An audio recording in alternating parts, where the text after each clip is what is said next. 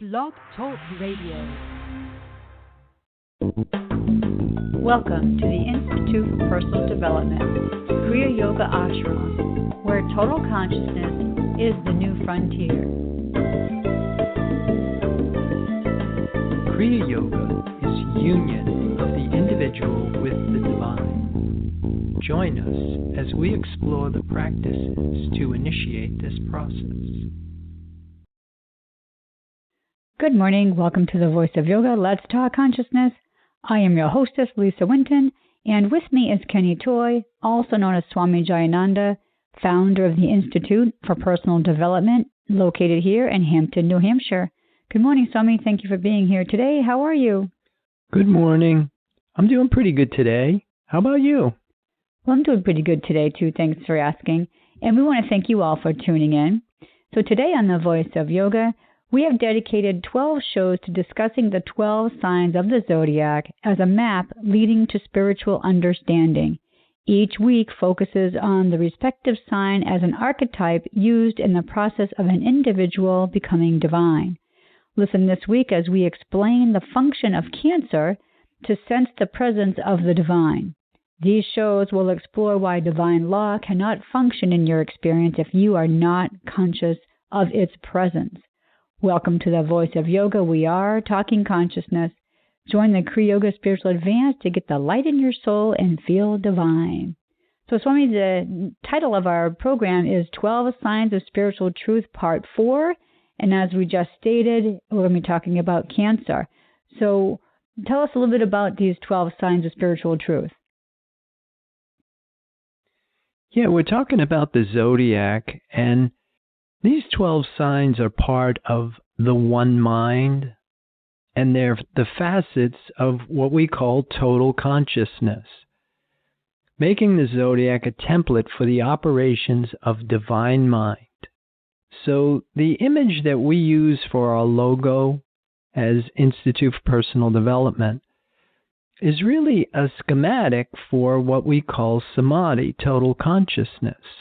And what we're basically trying to do is we're trying to give some sort of organization and tangibility to what is invisible and intangible. We're trying to have some sort of way of understanding the infinite with a finite sense of thinking. In the summary, we said that each week we're going to focus on the respective sign as an archetype used in the process of an individual becoming divine. So what can you tell us about Cancer as an archetype? Yeah, Cancer is cardinal water. And the Zodiac began with Aries, which is a cardinal sign. So now we have gone through the cardinal, the fixed, and the mutable signs. We've gone through all of the qualities of the signs. And now they're starting to repeat themselves. Cancer becomes the second cardinal sign. Now, the other thing that's important about Cancer is that it is the first water sign. So we've gone through Aries, which is fire, Taurus, which is earth, Gemini, which is air, and now we've come to Cancer, which is water.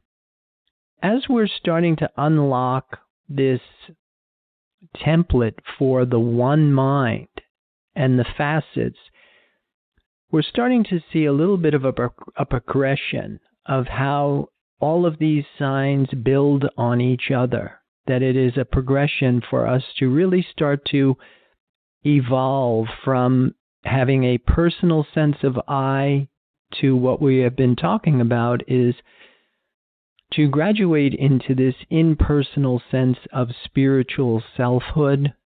And so the key phrase for Cancer is I feel, which is one of our mental functions that we oftentimes talk about.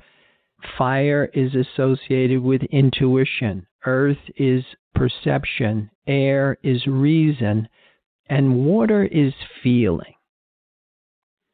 Now, the other thing I think that's relatively important to mention here is that in this astrological template, we have to understand that there are levels of consciousness, that there is a physical, a mental, and then a spiritual component to everything that we're talking about.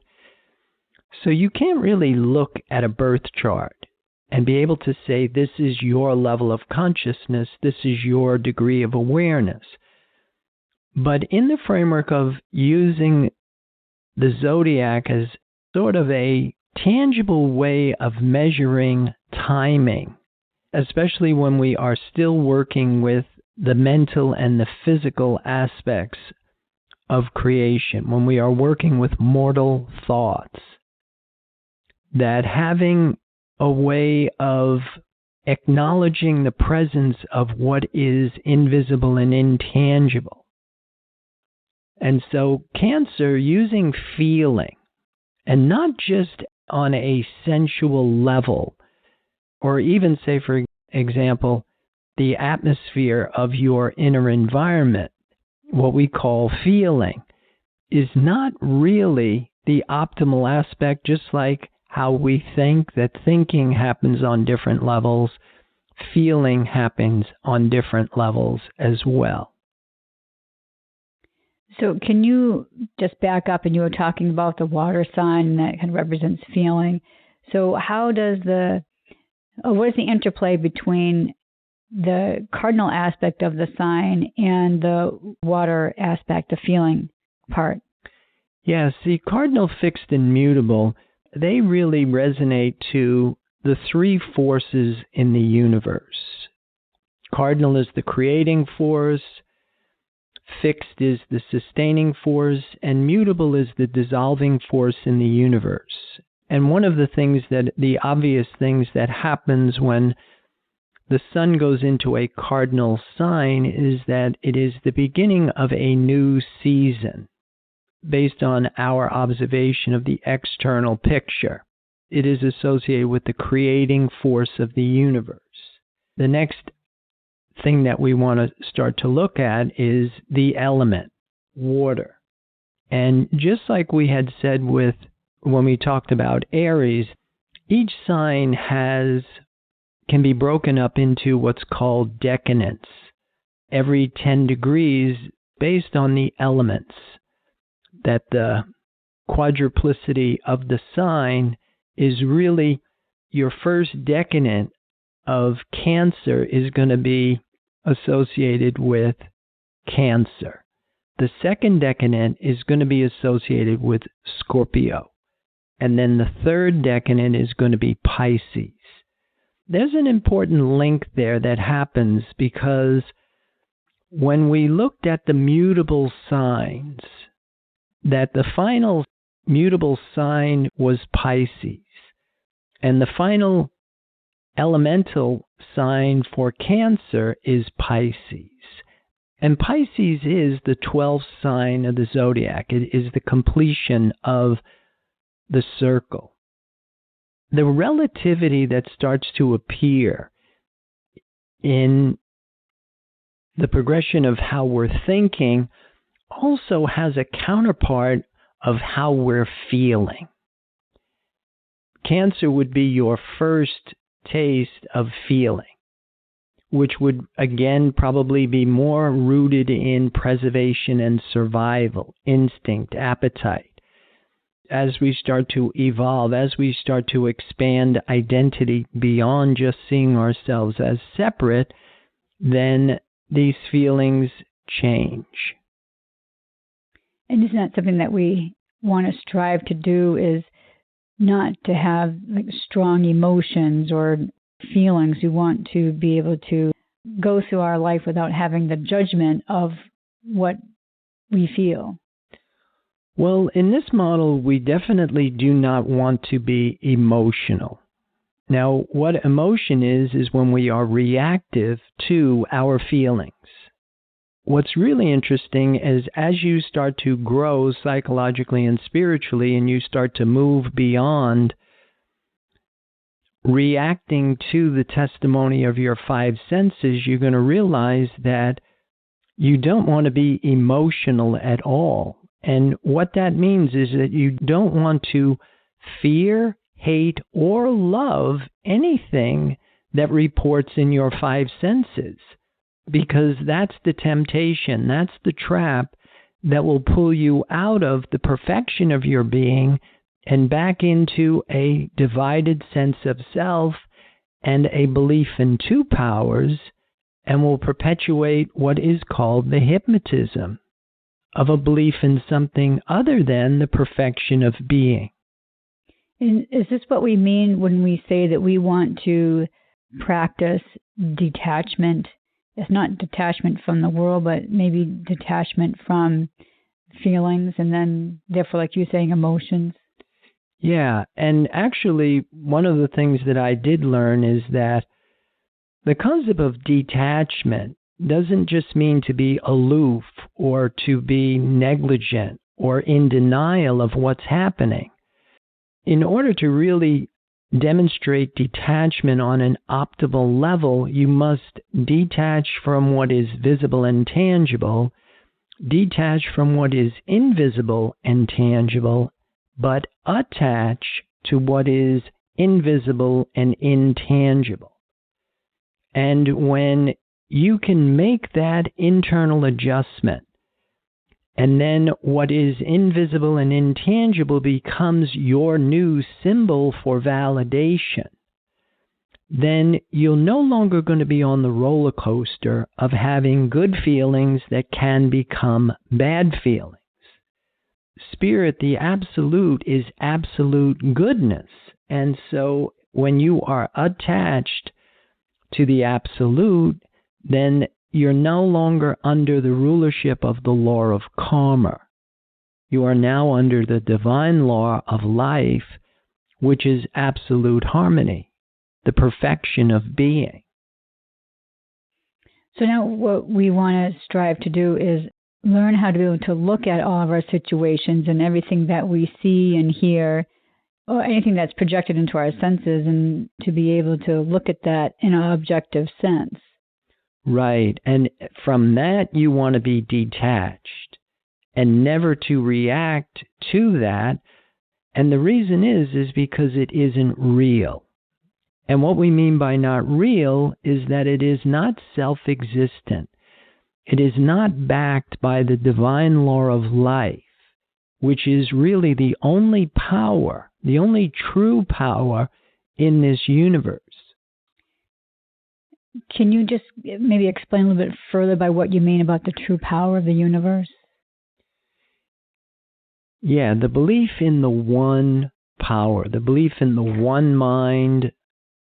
The key question here typically is, if God is all, then who am I? And if God is all, who am I and who are you? Because we have a belief in the many and not in the one, that means that we're at a level of consciousness that is rooted in the testimony of our senses, what is appearing before our senses.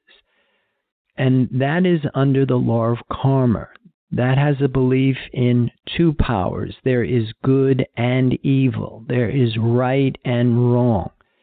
And it's an ongoing struggle that in order for us to get out from the confusion, the chaos that comes with the belief in the many, we need to understand the demonstration of understanding the presence of this one power. That the same soul that's animating you is animating me.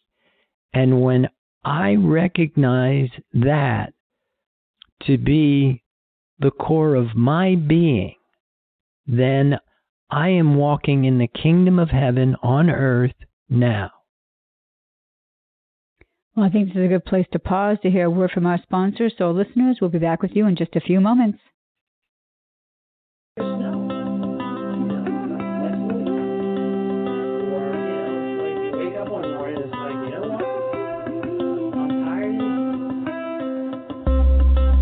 Kriya Yoga Theory 2 is a unique and revolutionary practice and forum designed to facilitate the growth process in human development.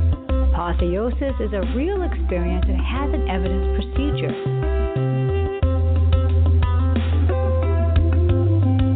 You cannot lead someone to permanent change by doing for them what they must do themselves. Personal accountability and responsibility are the foundation of Kriya Yoga Theory 2. You must be engaged and devoted. Prana power brings virtue to overcome fear, wisdom to overcome ignorance, purpose to overcome selfishness, enthusiasm to overcome laziness. Kriya Yoga is a path of action, knowledge, and devotion. These sessions are a celestial positioning system to guide the individual into union with the divine. For more information or to sign up for your next session online, go to www.ipdtransform.com. Namaste.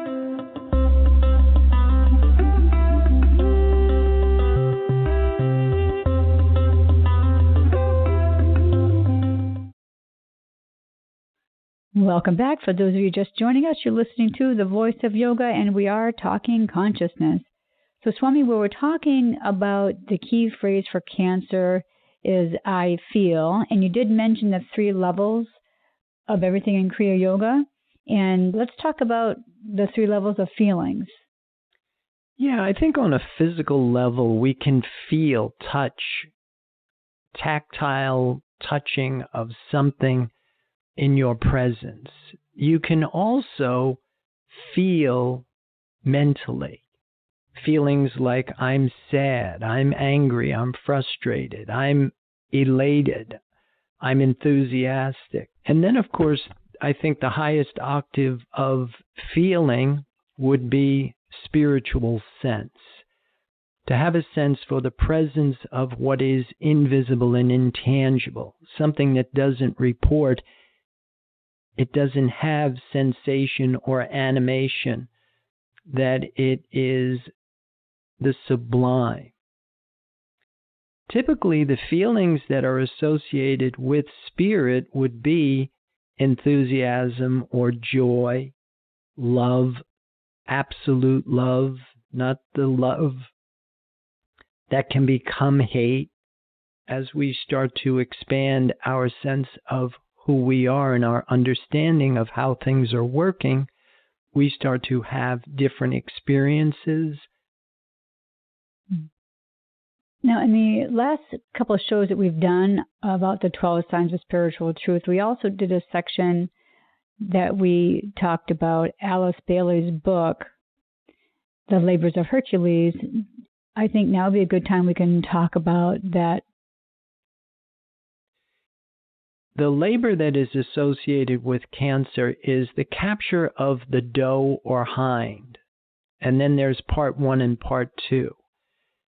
And mass consciousness is the theme. And in this labor, Hercules meets Artemis, which is symbolized by the moon, and Diana, the huntress, who is the daughter of the sun. The capture of the hind and the importance of this here particular labor is really to start to understand the function of feeling in human consciousness and how we're going to use this information to give us a better understanding of what it is that we are holding in our consciousness, because that's where we're going to try and affect all of our changes, is in consciousness. And then we also have been talking about the constellations also of each sign. So what can you tell us about the constellations of Cancer? Yeah, what she uses is the first constellation is Ursa Major, the Great Bear.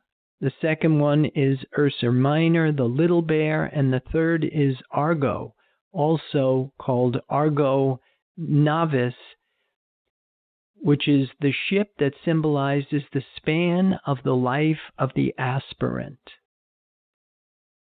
And that's an interesting symbol, I think, right there, because as we move from accepting ourselves as mortal beings, we really start to see that we are infinite, eternal, spiritual beings.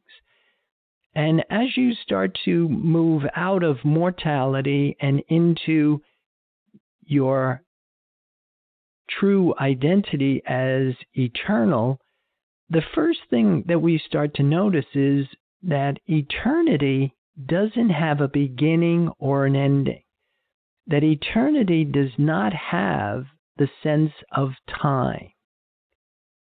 That as we start to move into spiritual selfhood, we transcend time and the limits of space. And I think that's one of the better benefits that you can start to acquire as you start to develop. So I think somebody would ask you, well, what does that look like if and when we do it? Well, I think one of the first clues that you start to get is there is no longer any fear. That you really start to have that sense of being invincible.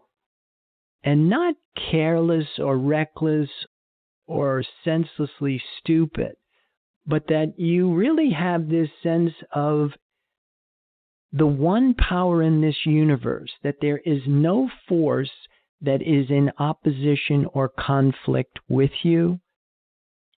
And then, of course, you start to get the confidence that comes with the perception is not that false sense of power that we get when we still have identity with a personal sense of self. But this is more of a confidence that comes with the simple fact that there really is no power out there that can interfere with your sense of who you are anymore. Well, that sounds awesome. I'd like to be able to do that 24/7. Yeah, I still struggle with the judgment part. You know, if I see something or if I hear a story a sad story, I go, oh, that's too bad, you know, and so I automatically put this judgment on things that I hear and that I see. So I guess that to me would tell me that I still have a long way to go. Yeah, and on a very simplistic level, we're really trying to forsake the human thinking for the divine knowing, to know. I have a quote here from a work that Herb Fitch did that I think really might help us to try and understand this a little bit deeper. This comes from his work on the thunder of silence. And he says here, now we have all that is present is God, the perfect spirit itself. We have a consciousness about that spirit, and we have its pictured, visible concept called form. Now, when you function on the level of the form, you are a concept, and you are going to function with other concepts called forms, and there will be no God government. But if one of the two forms, yourself, recognizes that the form you see before you is but a level, a projection of that consciousness, and that you, visibly, physically, are a projection of your consciousness, you will step out of the belief in the forms, back into the consciousness, and recognize that your limited, invisible consciousness, which outpictures as limited, visible form, is not your real consciousness at all. And this really, I think, helps us maybe start to understand what we were talking about last week, that we must overcome these three modes of mortal thought in order for us to really think with God as God, in order for us to let divine mind take over the scientific government of our body. we really have to understand how we're thinking. And to make a clear distinction between how we think mortally as opposed to how we would think in terms of the absolute. That the rational and the finite have no capacity for the eternal and the infinite. So I would want to look at myself, my physical body, and I want to be able to know and understand that there's some level of my consciousness that my physical body is appearing. And so what I want to be able to do is move up a level of consciousness, and that's how we have healing, and that's how we're also able to hear other people, because we're going to be looking at them from a different level of consciousness. Well, all healing takes place on a divine level. That divine mind spirit, perfect spirit, is the only thing that reveals the perfection of being. The term that they use is the Christ, the Messiah, which is really the saving aspect of truth. Now, what the Christ is it is the interpreter. It is what makes the presence of spirit intelligible to this finite, five-sense human. And the way it kind of works is, I remember years ago, if you had Microsoft Word and you had a PDF file, you couldn't open that file in Word. And even though it was appeared on your hard drive and you knew you had the file, you had no access to it. And the same is true with the interplay with matter, mind, and spirit, that the presence of spirit is there. And in fact, I think that's the primary use of astrology for us today, is that it reveals the perfection of being. I have a quote here from Joel Goldsmith that really kind of helps us understand how to use astrology as a spiritual science, because it is a bit different. And he says, to our knowledge, the sun, the moon, and the stars cannot think. And that may be why they are always under the government of God. We, on the other hand, think our way into a sense of separation. Notice the word sense. We never really become separated from God in life or in death, but through taking thought, we have built up a sense of separation from God, which acts the same as if we were an actual separation. And this is what the function of what's called the Christ is all about. That's what makes the presence of the divine intelligible.